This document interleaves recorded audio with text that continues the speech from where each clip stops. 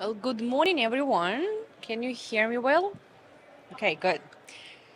Well, nice to see you all. Thank you for coming and listening to my talk on intentional design, a key to remediation of contaminated soil and contaminated landscape. I'm Dr. Anna Paltseva. I'm a professor at University of Louisiana at Lafayette and also lab director of Delta Urban Soils Laboratory.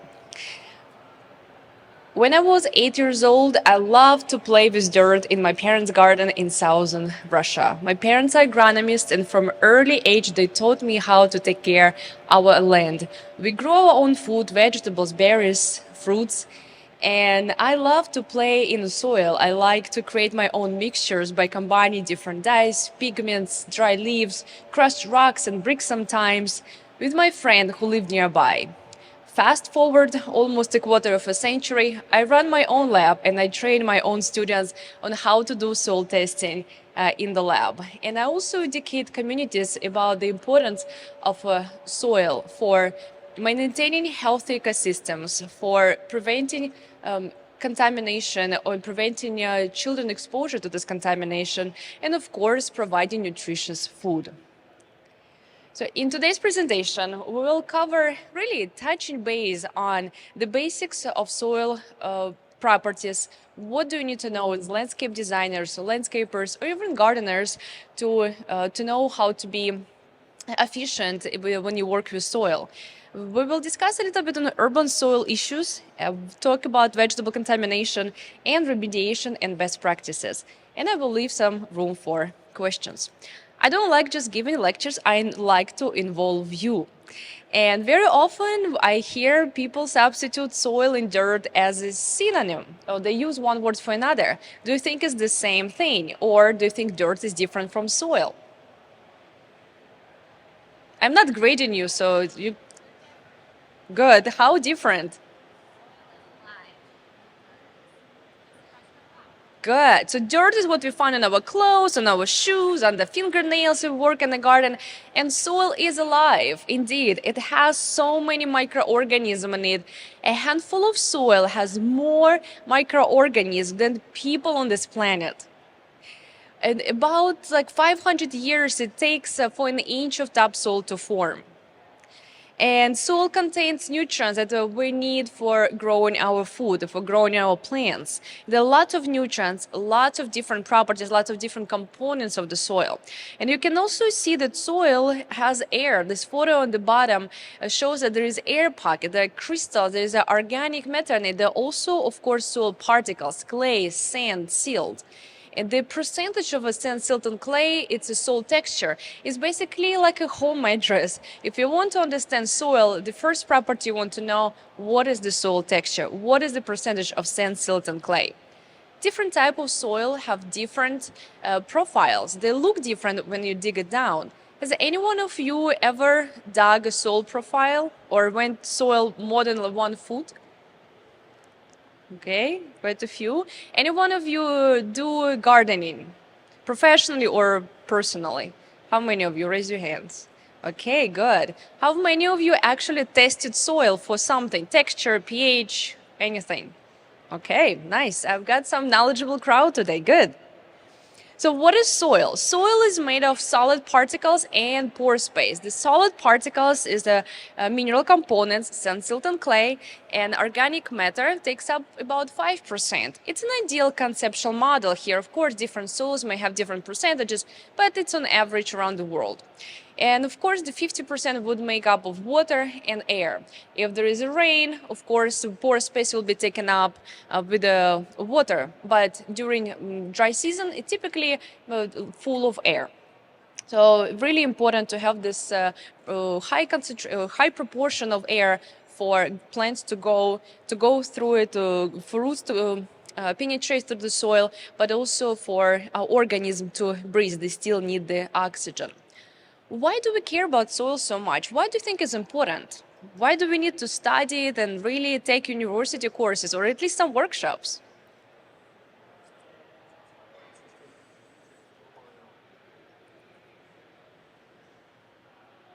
What does it give us? Nutrients, food, very good. What else?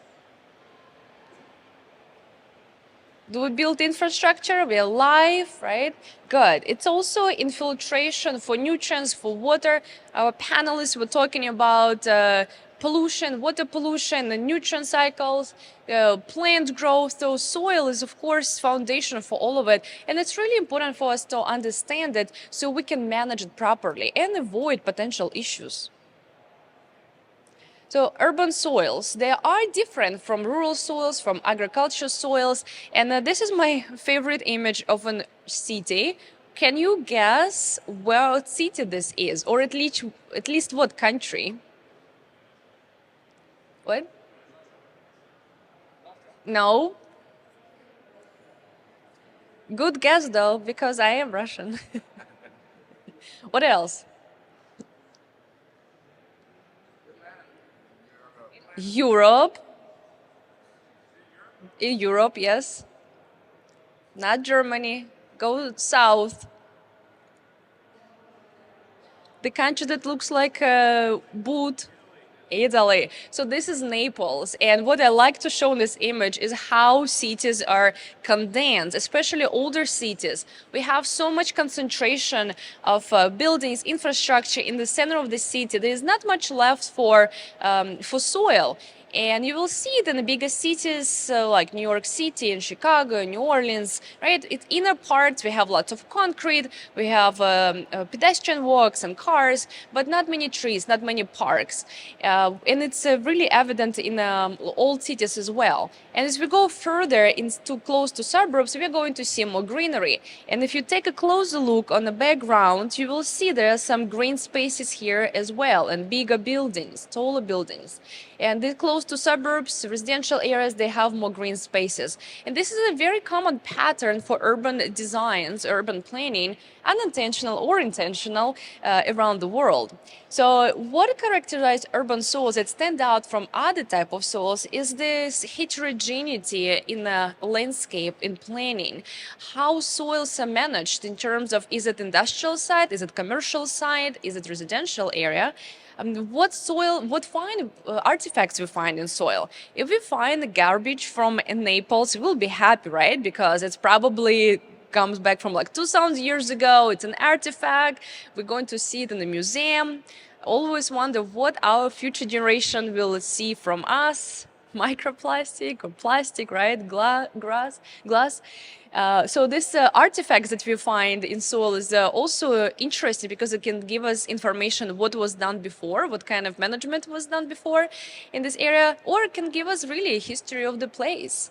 Nowadays we find more of broken glass, again ceramics, some slags, residue from industry, or pollution, and of course a lot of microplastics and plastic. And limited soil resource, meaning there's not much of open space, and this is what image is about, to show that in urban environments our soil resources is really confined, and most of the soil is built up, it's covered and it's sealed. For those who dug ever soil profile, you've probably seen some layers. We call them soil horizons. For those who hasn't done it yet, I hope you will be encouraged to go and dig in someone's backyard and during warmer period of time and see what you're going to find, how deep your horizons are, what colors they are. Because each of these horizons, they will have different depths, they will have different color, different composition, and it tells us a lot about opportunities that the soil can provide, the functions it creates. We can't just take any plant and grow any way we want. We want to understand what's in the soil, what its properties are, and then match a plant according to its properties. Otherwise, you're going to waste a lot of money and time if you're trying to grow something that's not suitable for this environment. So to briefly mention, this horizons, this is ideal profile. Not all profiles in soil are going to look like this. Not all of them are going to be deep. In some areas, it can be 6 feet down, and some of them just 1 foot. It depends on the bedrock, depends on the topography, geologic history of the location, or maybe it was maintained by humans and the layers were added up. But if in a natural environment we dig up soil profile, we might see all horizon. It's organically rich horizon. It's on top of the soil layer. It's very dark in color, brown or black. Lots of organisms will live in this area. Then A horizon is a mineral soil with a lot of organic matter in it, lots of humus. That's where most of the roots are. Then we go to E horizon. It may not present. A lot of E horizon is actually more in the western part of the U.S., when there's a lot of leaching maybe happening or accumulation of well, it's actually will leach nutrients to the B horizon and accumulate it in the B horizon, a darker color, and E horizon would be lighter in color because it loses the material. And then C horizon is a partially altered material with lots of like bedrock, rocks. So you will see not much of roots, maybe some of them, but really depleted in organic matter, and it's mostly sediment or broken down rocks. And the parent material would be at the bottom. Some of my favorite images from New York City. Anyone been to New York? How many of you been to New York? Have you wondered why they have? I used to live in New York, so a lot of these images and research will come from New York in the next several slides. Have you wondered why subways are so shallow? Or if you've been to Brooklyn and Manhattan, have you been in both locations? And if you go to South Brooklyn, you will see the subway is above the ground. And then once you go to Middle Brooklyn, to the north part of it, it goes under the ground. And then in Manhattan, you just need to take sometimes just several steps and you're already in the underground station. And this is actually because of the geology and how much sand is accumulated on top of the rock. In Manhattan, the Bronx, the bedrock is very close to the surface. They barely have any soil. Now, lots of the sediment is actually in Brooklyn, and it's because of the glacier event that happened more than 10,000 years ago. It redistributed sediment in different ways, so now it's affected our infrastructure and planning, urban planning and farming. Brooklyn was famous for its farms that was feeding Manhattan before Brooklyn was combined with Manhattan, right? Before it was in New York City, there were lots of native tribes who were farming in it. And the subway is above the ground because the sediment is so thick and there's no bedrock to build the subways through it, so it will collapse. So they have to build the subway above the ground, and only when it hits rocks in the northern part of Brooklyn and Queens, it goes underneath. So next time you're visiting New York, think of the story and pay attention how deep the subways are, because that determines also how close the bedrock to the surface. But these images are really striking because you can see how colors are different. You may see different layers. So this like this top three on the left, they are natural soils of New York. On the left side, there are these deposits mostly by lakes and wind deposits in the Bronx. This soil is in Staten Island, and it's remnants from a glacier. When they're melted down, they've deposited this sediment and evolved into these different beautiful colors. It's really nice color of like dark or all horizon on top, very nutrient rich. And on the left side, we will see soils that form from wind deposits combined with a teal. It's unsorted material. It's in Manhattan. But my favorite top three is actually on this side. This color, it's actually bluish greenish color. You see it, right? And it's a coal ash in Staten Island. This is how we impact soil as humans. This is dredge material from the Hudson River.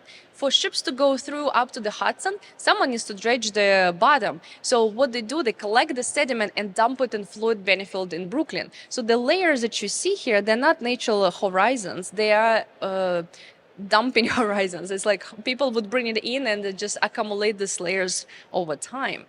And this printout isn't even in my office, because it's a landfill. Specifically, it's a construction debris in the Bronx. And it's a dream for a soil scientist to go to a landfill and dig there, because you can see, oh my God, what you can see there, right? But it's interesting to know how soil is going to rebound, how long it will take it to break down this matter residues and make it to more livable conditions. So it's really interesting to see what's going on in terms of soil processes in landfills. But this is another one that I like. In urban environment, again, it's Mexico City. And these images are common in many urban environments, especially the bigger the city, the older the history. We may find many different management issues, and you as practitioners will encounter these issues because when you look from the ground, right, like on top of the ground, it may look great, but you need to know what's in the soil, and also think of the profile distribution, not just the topsoil. So whatever you do will impact what's underneath in the subsoil, and also it may impact vice versa. It may rebound the effect the top layers if you don't know what's underneath. So I want you to start thinking three-dimensional when you work, if you don't do it already, because there's so much happening invisibly, and soil can be also contaminated. In this case, like if water is contaminated, we can see it. Typically, it may have a color, smell, residues, but if soil contaminated, we don't see it. It just, plants can grow on it, and you see plants are growing even in this soil profile full of garbage. So that's why we need to take an extra step and test soil and see what is there. And for this, we need to understand at least some basic properties. So what do you think is important for us to understand in soil? What soil properties we test for? What?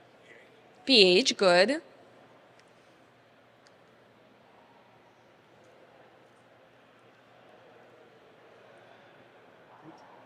Nutrients, very good. Good. CC, cation exchange capacity, right? It's a proxy for fertility, how much nutrients can be absorbed. Good. So there are different properties. Here's like the major ones. Structure of the soil. It's the aggregates, the size of aggregates, their form. It will affect how water penetrates and infiltrates through the soil. It will affect the erosion, the runoff rates. Texture of the soil, if it's predominantly sandy or clay, it will determine how much fertilizer you need to add, how often you need to water, how deep you need to water. Or maybe it's loam, and it will have really good capacity to hold nutrients and to hold water in it.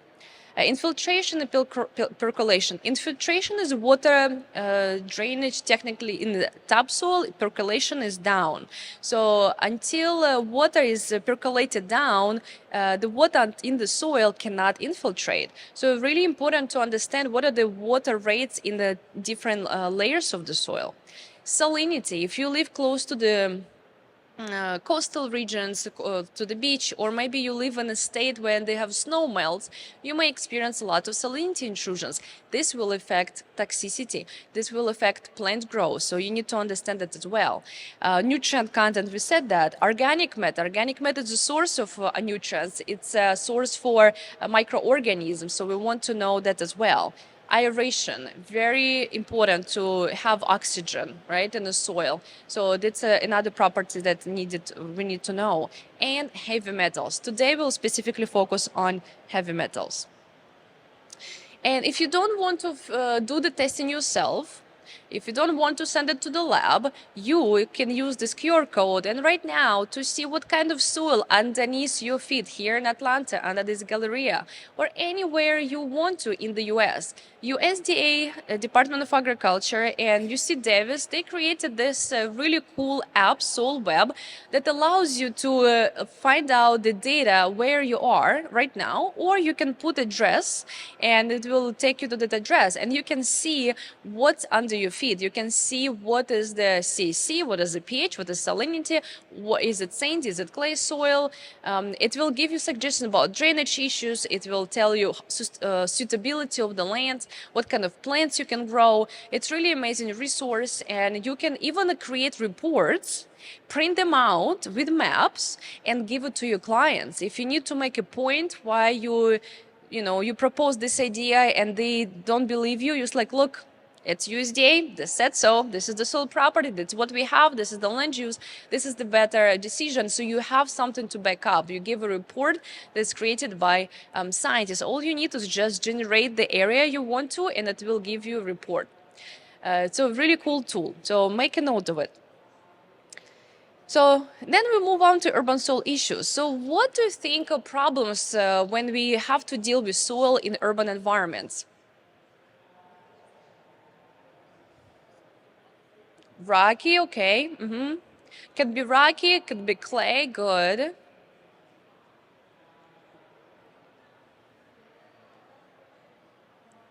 So the rocky can also mean seal the concrete and asphalt. It will affect what water movement, right? It can create runoff, can cause erosion somewhere. It affects nutrient cycles because organic matter cannot easily break down on the concrete, or it might not even accumulate there. If we have, what are the problems? We said contamination. We also said, well, clay is related to compaction. It will not allow for water to go through. It may hold on fertilizers. It may hold on water for too long. It may even create ponds on top. Soil sealing, soil erosion, especially if you are like we live in Louisiana, and I don't know how often hurricanes happen in Atlanta, but in Louisiana they're quite frequent, right? So the erosion of soil is a big issue, and we need to consider that when we create our landscapes. And climate change, we have longer droughts, we have more extreme weather events, we have more rain, heavy rain. So this all will affect how plants are growing and how we need to manage these landscapes to help plants to adapt to this constantly changing environments. And there are more, of course, contaminant issues. So urban soil issues. This particular slide, I want to ask you, what are the contaminants that you know? What are the heavy metals that you can think of where they potentially come from?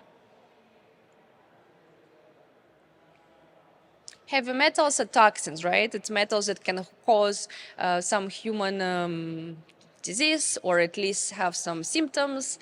And you probably know of lead. What else? Good, cadmium.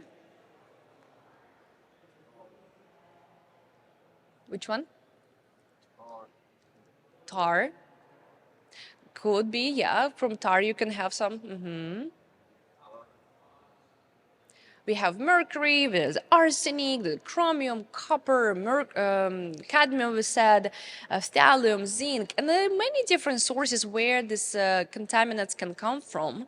Some of them, of course, are naturally present. You need to also remember that the bedrock that we discussed, the parent material and sediment, original sediment, is made of natural rocks, natural minerals, and they may contain some presence of trace elements, and that is okay. What is not okay when it's anthropogenically loaded, and we need to test that. We need to understand what is the bedrock and what is humanly impacted levels.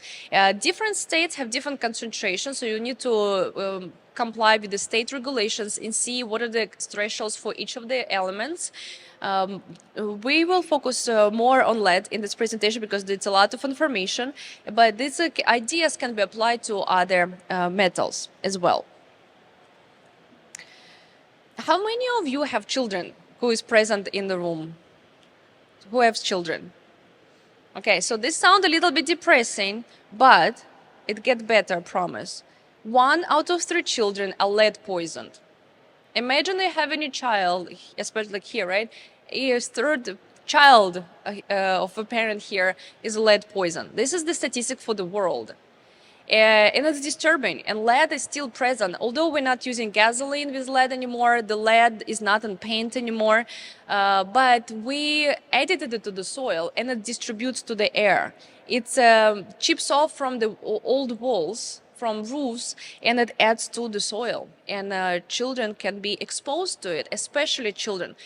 You might or might not work with some old materials, maybe, I don't know, you do house repair, and you may also, as an adult, to get acute exposure if it's a leaded paint on the wall and you don't know about it. Or a lot of construction workers don't wear protection gear, like even masks when they work.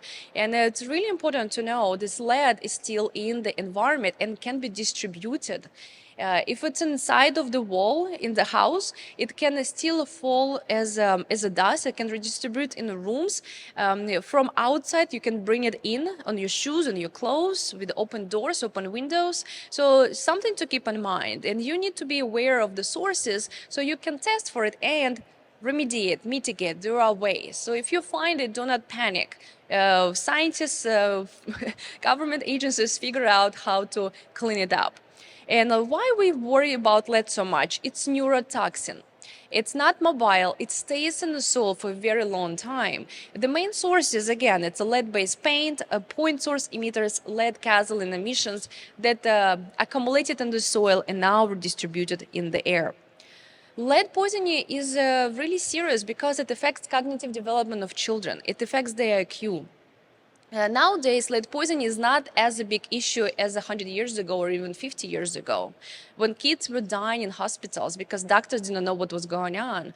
Nowadays, if a child is known to be exposed to lead, they have special treatment in the hospitals. They can help the child to basically clean up its organism from this lead. Lead stays in the body for 28 days in the bloodstream before it goes to the bones. And it will go to the bones if there is not enough calcium. So for those who have children, and for those who are going to have children, make sure you give them some dairy products or something that contains calcium, because lead and calcium chemically very similar, and our bones do not know the difference. If there is not enough calcium, they will take in lead. If there is enough calcium, there's nowhere to bond on bones, and lead will just go through the system. So it's really important to have a really good diet and also diverse diet. So even if you eat contaminated carrot, it's not going to kill you because you also eat other different foods, and it's basically a diverse diet will dilute any potential contaminants. So it does not kill a person right away, but it accumulates over time, and you want to prevent this accumulation. What are the factors that affect accumulation of contaminant in the soil? The clay content. Clay has a higher absorption rate to hold on lots of different nutrients, water, but also heavy metals. Organic matter is actually one of the main remediation techniques. You can do organo-mineral complexes with organic matter. It will hold on. Organic matter will basically bind with metals and hold on to it. So it's really good to have lots of compost in your soil. Iron and manganese oxides will also help to bond metals. They will become less available, less toxic in the soil. They will be still present, but they cannot be harmful to people. Ion strength, it basically means what kind of form metals exist in the soil, chemical form. Some of them are more available, some of them are less available for human or plant uptake. Redox potential is application for aeration, how much oxygen is there. Because some metals, if there is enough oxygen, they may not be harmful. But if environment becomes reduced, no air, then the chemistry of it changes, and then the toxin become toxic. And pH is also important. A lot of metals become toxic, harmful, bioavailable, available for human uptake or plants at very acidic, low pH environment. What is the good pH for soil? Who remembers? What is a good level to have? 5 or 6. So it's very slightly acidic. It's like 6 to 7 would be the ideal. It's when most nutrients are available, and below 6, it's when metals can be available. Nature is smart. It has different ranges for everything. How these contaminants get to the human body from soil? They're actually different pathways. One is the plant uptake. It's the crops, vegetables, fruits that we eat, and then we consume it. Of course, it gets into the human body. Then it can go through leaching into groundwater. Some metals are more leachable than others, like arsenic can be more mobile than lead and actually go to groundwater.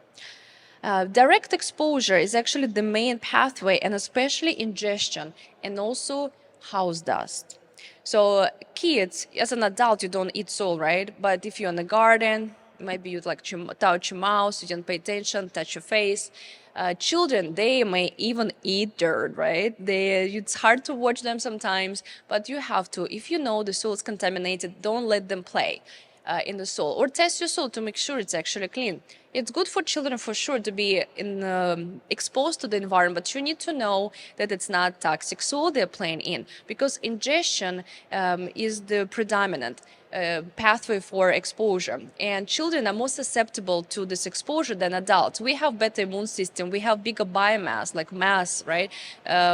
But compared to little child, so the concentration if you're exposed to lead of certain concentration will have a different effect on adult versus a small baby. And now I want to show you how these metals can be distributed. So next time you're in New York, think of me again and where you are. And we tested a lot of samples. At Brooklyn College, we had a lab, and we analyzed more than 2,000 samples for this lab map to show lead distribution. What we find is a lot of this in northern part of Brooklyn, where the circle is. And this area is known for industrial past, for high traffic, for a lot of people living in this area, and it's still there are a lot of warehouses. The industrial past is not going anywhere, although they converted the residential areas. The metals are still present in the soil. So, and then if we go further close to suburbs, we will see less and less contamination, and also less samples tested because people are less concerned. They know there was, I don't know, farm before or forest before, so it's not industrial past that need to worry about. And it's a very typical pattern for big cities in the US and also around the world, when inner cities are more polluted than suburbs. If we zoom in into neighborhood scale, this research was done by my colleagues at Columbia University. They have analyzed one particular Greenpoint neighborhood in Brooklyn, and you can see there is a lot of data here, and it shows the main point here that public samples were cleaner than private backyards. So, Parks and Recreation, Department of Parks and Recreation, they constantly change, they constantly add mulch, compost, they do something with the parks. But in backyards, when you buy a house, you might not even know there was contamination there, right? And you just live with this, so you don't do anything with it. But when they tested the gardens, private backyards versus public areas like lawns or street side, they found there's a really big discrepancy. Backyards are more contaminated. So it's another reason why you as residents and homeowners should test your backyard. And we also zoom in into a garden. And this was my case study in Brooklyn Community Garden, but it can be applied for backyard of a home or even a park. What we see here, there's a different numbers. Maybe it's hard for you to read, but there are different numbers of lead concentration around this garden in different plots. No arsenic was present except this particular area. And then we did some calculation of like soil calculation to figure out what could be the reason, and we think it was they were using wood preservatives. It has lots of chromium, lots of arsenic, lots of copper, and chemistry it was similar to what could be like a burnt wood, and they were burned it in the past and they left it there. And what we did in this area, we actually planted vegetables. We remediated these plots. This is from that fenced area. You can see it looks pretty, right? You would never guess it's polluted soil.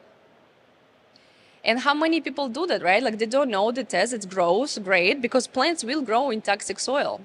And we have all these beautiful benefits from gardening that can be at risk. What are the benefits of gardening? Why people love gardening? Why do you love gardening? How many of you garden? Not okay, quite few, but a few friends, family, maybe in the past you garden. What are the benefits? Therapeutic, good. Therapeutic, it's really good for community. It brings food, it reduces grocery bills. It can even decrease criminal activities, and it deepens with nature your relationship. So we tested this, we tested some other sites, and what we found is contamination is not just urban problem, but because agriculture fields used to be treated with different pesticides, this legacy contamination is also present in agriculture fields, in suburban areas, in rural environments. So what is now very commonly happens that agriculture fields are converted into residential areas. It's again another reason to test the soil. You can grow vegetables in contaminated soil if you don't want to do anything with it, but you need to grow fruit vegetables because they're have very strong physiological barriers inside, so it does not uptake through the roots and stems. And they're very tall plants. They don't get splashes from surrounding areas. So go with some fruit vegetables. If you know soil is contaminated, avoid growing carrots or radishes because that can be uptake. If you peel a carrot, the contamination is actually inside of the core. So you only partially reduce contamination by peeling it. Leafy greens are also found, leafy greens and herbs are found to have a very high concentration on their leaves because we can't completely wash it off. You wash it, the soil particles are gone, but it's actually adhered and you don't see it because it's such a microscopic level. And it's adhered on the surface and it's hard to wash it off. It's just stuck to it. So it's really important to know what's in your soil and make a choice what you can grow. So finally, how we manage it. You probably feel a little bit depressed by now. You all wonder what you're eating, where the food is coming from. Good. So now go home and tell your friends all about it and also tell them what we can do. Another interesting picture here, it's a park in Mexico City. It looks pretty, right? We would go there, it looks nice, you will have a good time. Would you ever guess it used to be oil refinery? That's They remediated this oil refinery within 4 years using bioremediation techniques. They use lots of microorganisms. Of course, there was a lot of investment to do that, but there was one area in the park when they still left to show what it used to be. So people appreciate what was done to the park. 30 meters of pollution from oil refinery. They were able to fix it up. And so my point is here, we can do it. We, of course, need to know how to do it and have investments to do that. So if you're a landscaper, you're a gardener, you work with a surface soil, with a topsoil, with heavy metals, the simplest thing to do is to add compost, to add mulch to the soil. It will chemically change the soil. Metals will be bonded to organic matter. It will make it less toxic. But also you will improve aeration, infiltration of the soil. You will have more microorganisms in the soil. You'll have more nutrients in the soil. So it's really good for soil ecosystem, but also to remediate soil against heavy metals. Garden design matters. If you remediated your plot, but your surrounding areas are still contaminated, make sure you have a cover. You put a landscape fabric on top or a geotextile or something to cover it so there is no remobilization. Or you can put mulch, it will also good. You can put gravel around your plots. You can grow lawn. Just don't keep it bare. Have something to cover contaminated area around your plots. Or also use raised beds. A great idea. You can put a landscape fabric to separate the old contaminated soil, put a new clean soil on top, and build up a raised bed. Where you can take clean soil. There are different organizations. In New York, for example, there is a clean soil bank that gives a free sediment to citizens or community organizations, which is pristine sand. It's pristine sand, so it's not nutritious. So you do need to add some compost to it to make it fertile for growing plants. In Mississippi, in Louisiana, in New Orleans in particular, they were using a spillway area with like Mississippi sediment. They were using it to distribute in New Orleans. Make sure to test it because Mississippi sediment can be contaminated too, right? But there are cool other organic waste you have at home and you can recycle it for your composting, for your own backyard, or you can use it for clients. Lots of these images you can see the organic peels from apples, from oranges, walnuts, seaweed, grounds from coffee or tea. All of this can go to the soil, can compost it first and then go into the soil. Or even if you sprinkle banana peels, you chop and like throw it in the garden, it will break down and also feed organisms and will be benefit your soil. When trying to feed soil, rototilling, good. I rototilled. I had a area that didn't drain and the plants kept dying because they were rotting. I rototilled humus in it and it actually seemed to make it worse. So that's a great question, which leads me to the slide. So one of the ways to do it's conservation tillage. You need to reduce tillage. However, you sometimes need to do it if if it's clay soil, if it's compacted, if it's no one used the soil for many years. So you really need to till it, but do not overuse it, right? Minimize how much tillage you apply. Maybe you do different zones, different ridges. So do not till the whole area, just do it different patches. So microorganisms can replenish themselves in a tilled environment versus untilled. So tillage can be useful, but try to reduce it, do not abuse it. Again, add the different types of organic matter. You can add biosolids, biochar, compost, mulch to your soil. You should grow your gardens, especially the food garden, 50 meters away from heavy traffic. You can also do drip irrigation to keep this moist in the soil so it's not redistributed. If the soil is contaminated, it will not be redistributed and it will keep in place. And also do raised bed with geotextile or maybe landscape fabric. So talking about this geotextile or landscape fabric, it can also, over time it wears off and you need to replenish it. So there's some limitations, it's not permanent. Several years and you'll have to redo it again, but nothing in life is permanent anyway. But also when you do landscape design or your planning or your backyard, when you buy a house or you sell your home or whatever property that is, you need to document what you did. So whoever comes next know what was done. And especially if soil was polluted and contaminated before, they need to know it so they're not exposed, especially if they have young children, right? So keep the record and share it. If you work in the public properties, I like this image. I saw it in a public park in Houston.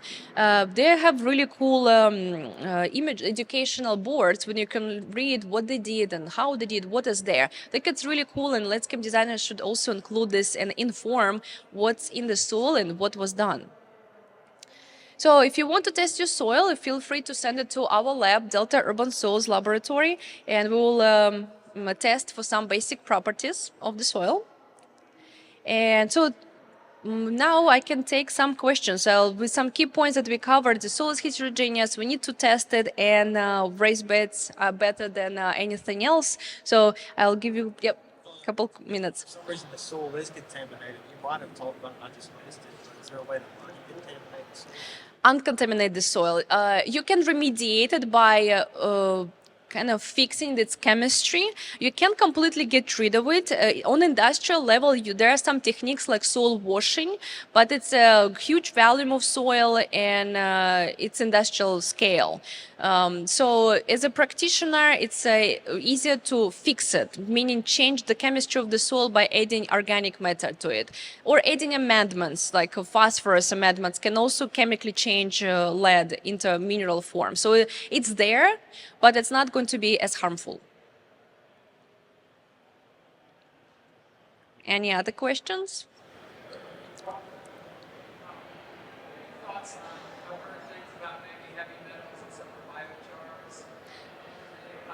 Biochar. So biochar is good to treat soil with heavy metals. I know biosol, it's a recycled human waste that can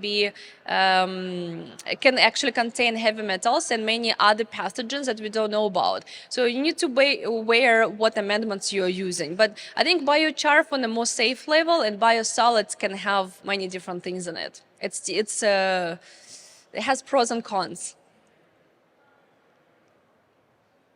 Any other questions?